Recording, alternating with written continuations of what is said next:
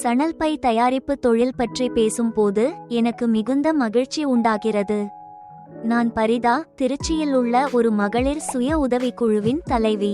10 ஆண்டுக்கு முன்பு என் அக்கா அனார்கலி இந்த தொழிலில் கற்றார். இன்று நாங்கள் 3 தையல் மெஷின்கள் மூலம் மாதம் 2 லட்சம் வரை வருமானம் பெறுகிறோம். சணல் பைகள் மட்டுமல்ல, Bency by, cellphone பவுசு, laptop bag போன்ற பல்வேறு தயாரிப்புகளை உருவாக்குகிறோம். சுற்றுச்சூழலுக்கு உகந்தது, கலை நயத்துடனும் இருப்பதால் மக்கள் இதை விரும்புகிறார்கள்.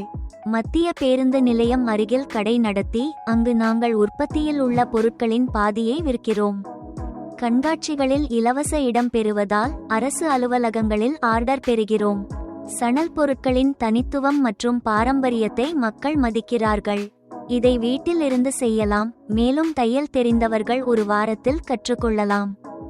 எனது பயிற்சியில் பலர் தொழில் துவங்கியுள்ளனர். இது ஒரு நல்ல வாய்ப்பு, மேலும் லாபம் அதிகம்.